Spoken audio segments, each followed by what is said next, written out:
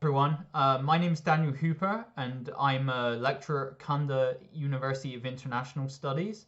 And today I'd like to talk to you about a study that I did on one student-led learning community within a self-access center. So in today's presentation, I'll be giving first of all, some background of LFs, the community I was studying. Then I'm going to give you a quick overview of the concept of identity within communities of practice, COPs. Then I'll be describing how members of LFs identified with the community based on the data I collected. And then finally, I'm going to give some brief implications for how self-access centers can help support these learning communities. Okay, so let's have some background first. So this is kind of based on what Block describes as the social term in SLA, but we're looking more specifically at self-access. And this stems from a recognition of learner autonomy as being not something done in isolation per se, but also fostered through interdependence with others, collaboration with other people. And one area that kind of reflects this recognition is the development of social learning spaces in self-access centers. So Murray and Fujishima, their book on the L Cafe in Okayama, and then a project I was involved in with Joe Minard and other colleagues at the English Lounge in the self-access center at KUIS. But what I'm going to be talking about today is a newer iteration of social learning, which is going on in KUIS now, which is interest-based learning communities. So what's an interest-based learning community, you might ask? Well, learning communities are groups of students and teachers who share common academic goals or interests and meet regularly to learn with and from each other. So LFs, the community I'm looking at, is focused on English, but not all of these communities are necessarily language focused. There's another one on Star Wars, there's another one about hip hop, so it depends on the student's interests. So as I said, LFs, the community that I studied, formed in 2017 by students, and even now they meet once a week at lunchtimes in our SALC. But now, of course, because of the pandemic, they're meeting on Zoom. The central core of LFs is to improve speaking skills in a friendly atmosphere. And at the time of the study, there were 3 student leaders who managed the community who chose conversation topics each week. It's a bilingual community. The first floor of the SALC at KUIS has an open language policy, and they chose to keep the community bilingual in part to maintain accessibility for a wide range of learners. So I collected data for this study in 2 main ways. The first was language learning histories, and basically, I asked students about their history as a language learner from, very early childhood up until the present day. And we talked about like key events in their lives, their learning trajectories, because I wanted to see how individuals affected the community and vice versa. Also, we did semi-structured interviews, one-on-one. I did with 5 of the members of LFs. All of these data collection methods were done bilingually, so students could choose whether they wanted to express themselves in Japanese or English. Okay, so identity in communities of practice, how is it theorized? So Wenger, kind of one of the main parents of communities of practice, you might say, he talks about 3 modes of identification, 3 ways identity is created in a community of practice. The first is engagement. This is belonging by doing. So engaging in activities or conversations with people or alone, creating tools, artifacts that help the community's daily work, sharing stories with each other. So as I said, basically becoming through doing, through participation. The second is imagination. So this is members of a community creating an image of themselves where they are positioned within the community, and then where the community is positioned within the larger, world. So where do they fit in a community, whether it's a community in a micro sense or maybe in a macro sense, like a larger imagined community. And then finally, alignment. So are we participating in line with the rules of the community? So are members' actions coordinated according to the rules and expectations of the community, and also maybe the rules and expectations of a broader organizational structure like a university or a SALC? Another important concept is an identity of participation, as in engagement that I just described, but also non-participation. So Wenger states, we know who we are by what is familiar and by what we can make use of and what we know, and we also know who we are by what is unfamiliar, what is unwieldy, and what is out of our purview. We define ourselves through practices we do not engage. So we know who we are by what we do, but also by what we do not do. And this has some links to social identity theory, TAFE, so the idea of in-group and out-group. And also, I'm really interested in the idea of liminality as well. So being in between, not being A, not being B. What happens if we don't fit in either camp?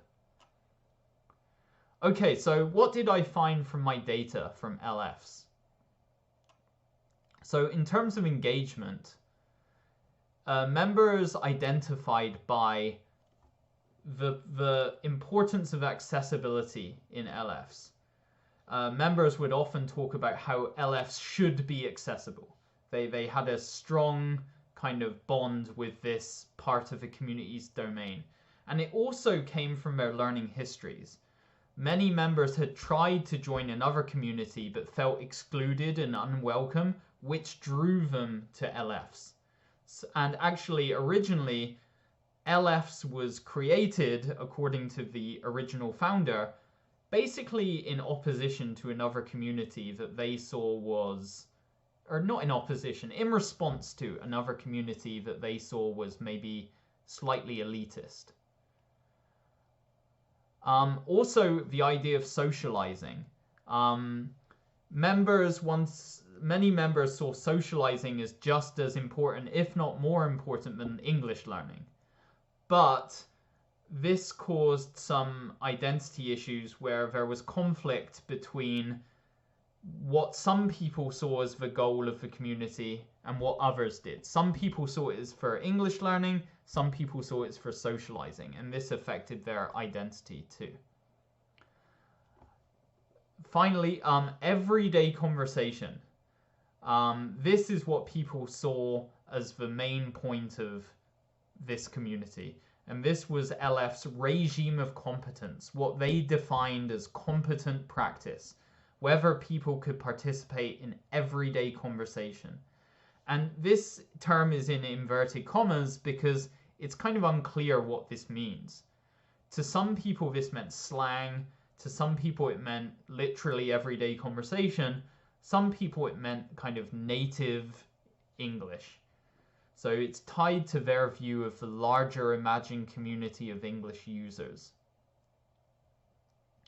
Okay, the next is imagination.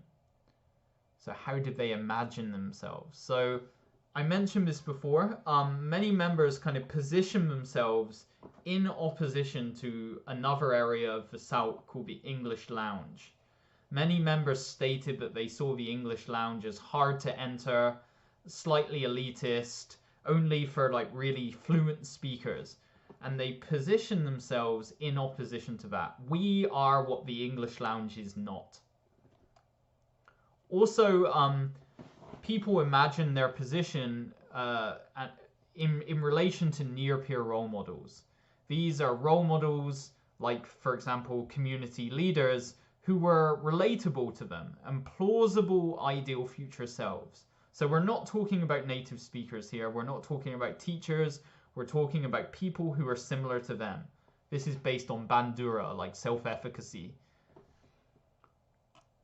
Also, people identify themselves in relation to a larger imagined international community of English users. And this concept of everyday conversation, people kind of saw it as a bridge to that community, like kind of a way in. So there was this really strong, like what Yashima talks about, an international posture or orientation which members shared. The negative side of this, potentially, is what we would call native framing. This comes from Rob Lowe. He just published his dissertation on this, his doctoral dissertation. There was a framing of native speakers as the source of real English, which by definition frames their English as inauthentic, not real. So there was this real deficit kind of perspective of their own English use. Finally, talking about alignment. So one kind of rule or one kind of norm within the community was the idea of challenging joge kanke, this kind of vertical senior like senpai kohai relationship. And this also came from their personal histories too. But there was a difference. Some members kind of rejected it like roundly, and then others saw the benefit of senpai kohai as well. So there was a variety in terms of how much this should be resisted or maintained. Also, there were many ways in which, based on the history of the community, the previous generation, how community norms were reproduced. Certain community norms like egalitarian behavior, like flattening the power structure, like resisting joge kanke, and also maintaining accessibility. These, through the community's history, were reproduced as norms. On the other hand, as I kind of hinted, there was also innovation. Newer members of the community had, in general, a more sympathetic view towards joge kanke than other members, and you could see certain differences in the norms of the community that, you know, gradually emerged over time. So a softening towards senpai kohai relationships. Also more of a focus on native English. This was something which changed over time and largely influenced by leadership. Okay, so what? How can we use this? So first thing, in a broader sense, is the importance of individual learner histories and trajectories. Learners bring baggage with them. Ideological baggage, academic baggage, beliefs, and this is what Tim Murphy and his colleagues call the antecedent conditions of the learner. So we, rather than just viewing students as blank slates, we need to think about how their beliefs created either socioculturally or from an institution will affect community membership. Also, we need to recognize that communities of practice are not in a vacuum, and this is especially the case in the SALC, where we need to have a balance between support and autonomy. So in terms of support, providing these communities space, time, opportunities for advising, reflective dialogue, recognition of the community by the institution, promoting it, and also having members of the SALC who can act as bridges between like different professional spheres. Like admin has certain sets of rules that they have, which might be difficult for the communities as students to deal with. So we have certain SALC members who can bridge these two worlds. Overall, though, autonomy in the case of LFs was maintained by using a soft touch approach. Learners were given actual autonomy, although through planting seeds, asking reflective questions, engaging in intentional reflective dialogue with trained advisors, students were able to kind of question certain practices or find their own solutions to problems that they experienced. And also, they were afforded opportunities for legitimate student leadership. It was not a farce. They owned the community. Okay, so my references are here. I hope this was useful for you. Thank you very much.